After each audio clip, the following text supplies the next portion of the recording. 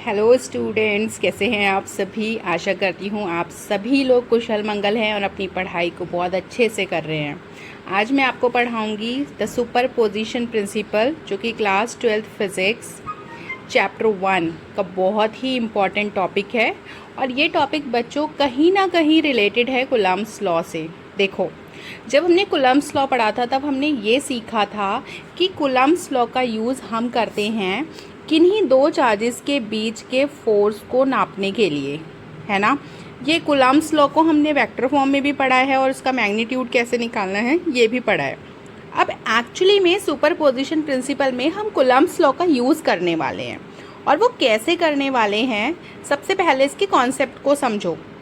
आप मानो कि कोई एक सिस्टम है, ठीक है, और उस सिस्टम में दो चार्जेस ना हो करके दो से ज़्यादा चार्जेस हैं, और वो सारे के चार्जेस एक दूसरे पर फोर्स लगा रहे हैं। बट कहीं ना कहीं अगर मेरी इंटेंशन ऐसी है या आपकी इंटेंशन ऐसी है कि आप एक चार्ज के ऊपर लगने वाला टोटल फोर्स कैलकुलेट करना चाहो, ठीक है, तो उस फोर्स को हम कैलकुलेट कर पाते हैं सुपरपोजिशन प्रिंसिपल से। देखो, मैंने एक डायग्राम बनाया है।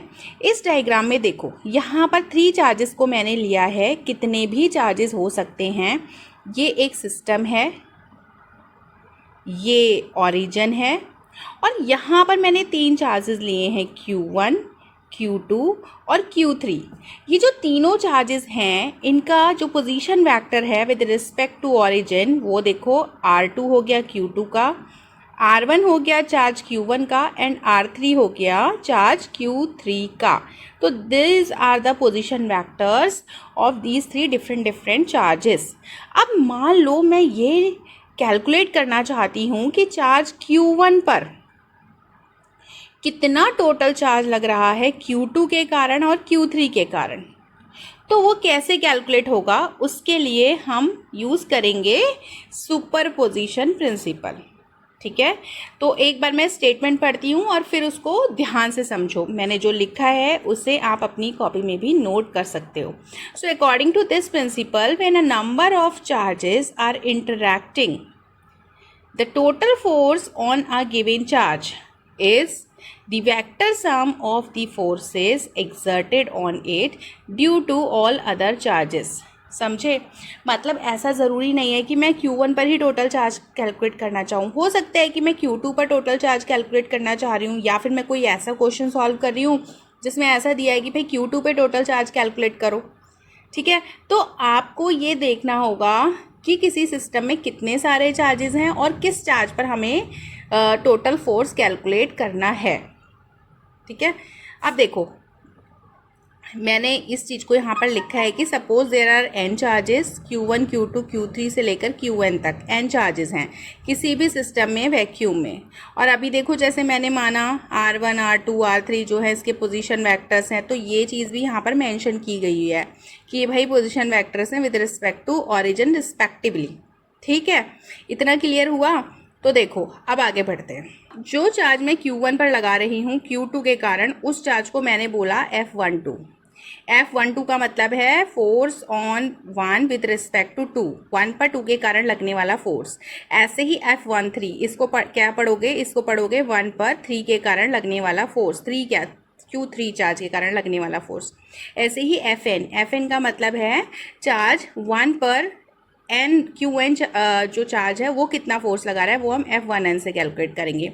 और जैसे कि सुपरपोजिशन का स्टेटमेंट, प्रिंसिपल का स्टेटमेंट ये कहता है कि जो टोटल फोर्स होगा 1 चार्ज पर, वो अलग अलग फोर्सेस के वेक्टर सम के बराबर होगा। तो हमने इन सारे फोर्सेस को ऐड कर देना है अगर ये वेक्टर फॉर्म में है तो, ठीक है। आप अपनी NCERT की बुक खोलो, उसमें काफ़ी सारे एग्जाम्पल्स हैं जो इस पर दिए हुए हैं।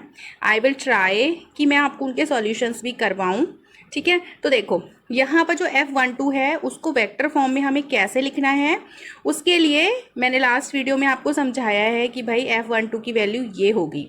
F12 is the force between 1 and 2 charge, first और सेकेंड चार्ज के बीच वाला जो फोर्स है वो F12 है, और उसकी वैल्यू होगी K Q1 Q2 upon R12 square, R12 का कैप। ऐसे ही F13, इसकी वैल्यू R13 कैप से हम इसको मल्टीप्लाई करेंगे एंड ऐसे ही जो है हमारा F1n आ जाएगा और उसकी वैल्यू ये हो जाएगी। अब देखो सारे के सारे जितने भी टर्म्स को हमने ऐड किया है उन सारे टर्म में k कॉमन है और q1 कॉमन है, तो k और q1 को हमने बाहर ले लिया। और बच्चों वी नो कि भाई k की वैल्यू क्या होती है, it is 1/4 pi epsilon not. तो हमने इस वैल्यू को यहाँ पर पुट कर दिया और ये एज इट इज़ रह गया सारा हमारा, जो भी ब्रैकेट के अंदर जो भी सामान है वो एज इट इज़ रह गया, जो बचा खुचा है वो, और जो बाहर लिया वो बाहर आ गया। अब इस चीज़ को हम शॉर्ट फॉर्म में कैसे लिख सकते हैं, तो मैथ्स में एक टर्म होता है, इसको बोलते हैं सिग्मा। जैसे मेरे पास अगर 3 टर्म है तो मैं आई एक लाइक जनरल वे में आई, जैसे यहाँ पे 3 टर्म है तो मैं जनरल वे में जो है आई के प्लेस पर 3 लूँगी, यहाँ पर 1 लूँगी क्योंकि मैं 1 से 1 2 3 3 टर्म ऐड कर रही हूँ, और यहाँ पर जो है मैं ले दूँगी n बराबर 3, और मुझे जो भी टर्म लिखना है यहाँ पर वो मैं लिख दूँगी। जैसे मैंने यहाँ पर लिखा है तो देखो q1/4 pi epsilon not common था तो उसको कॉमन लिख दिया। अब सिग्मा हमने लगाया, सिग्मा मीन्स सम, और देखो कहाँ से शुरू हो रहा है ये, हम i की वैल्यू 2 से शुरू कर रहे हैं क्योंकि हमने लिखा है r1i का स्क्वायर। r1i का स्क्वायर का मतलब है कि 1 तो सब में आएगा लेकिन i की वैल्यू 2 से शुरू होकर के कहाँ तक जाएगी, n तक जाएगी। तो r1i qi लिख दिया ऊपर, क्योंकि i की वैल्यू ऊपर भी 2 है, देखो ऊपर भी 2 है और नीचे भी 2 है, तो इसीलिए qi/r1i, और यहाँ पर लिख दिया r1i का कैप। तो ये एक जनरल फॉर्म हो गया। जब भी इसे खोलना होगा इस टर्म को, अगर देयर आर 3 टर्म्स 4 टर्म्स, तो इस तरीके से i की वैल्यू वहाँ तक जाएगी। मतलब अगर 3 टर्म है तो 2 से लेकर 5 तक चली गई, इस तरीके से 4 तक चली गई, n तक चली गई, कितना भी टर्म्स हम इसमें समेशन में मीन्स शो कर सकते हैं। हमें लिमिट सेलेक्ट करनी होती है कि यहाँ से लेकर के यहाँ तक, ठीक है, तो उसको हम एक्सपेंड करके लिख सकते हैं। So this is the short form, ठीक है। मैथ्स वाले बच्चे इसको अच्छे से समझते हैं। तो ये हमें क्या शो करते हैं, ये हमें जो ब्रैकेट के अंदर मैंने लिखा हुआ है ये शो करता है कि F1 is the total force on charge Q1, ठीक है। तो इस तरीके से आप सुपरपोजिशन प्रिंसिपल का यूज़ कर सकते हो। और अगर वेक्टर फॉर्म में नहीं निकालना चाहते हो और नहीं पूछा है वेक्टर फॉर्म में निकालना, तो आप कुछ डिफरेंट फॉर्मूलेज, डायरेक्शंस और उनके मैग्नीट्यूड का यूज़ करके, कुछ एनालिटिकल मेथड्स का यूज़ करके उनको कंबाइन कर सकते हो। उनके बीच का एंगल देख सकते हो कि भाई इन फोर्सेस के बीच का एंगल क्या बन रहा है, तो इस तरीके से उनको कंबाइन कर सकते हो, ठीक है। तो बट हाँ बच्चों, एक चीज़ तो है कि इसके लिए आपको कुछ क्वेश्चंस को ज़रूर सॉल्व करके देखना होगा। अगर आप क्वेश्चंस को सॉल्व ही नहीं करोगे तो फिर ये चीज़ें आपके दिमाग में आएंगी भी नहीं, ठीक है। तो भाई अगर आप एवरेज स्टूडेंट हो, एबव एवरेज स्टूडेंट हो या फिर टॉपर हो, सभी के लिए मैंने बहुत अच्छे से नोट्स तैयार किए हैं। इन नोट्स से आप पढ़ाई करो।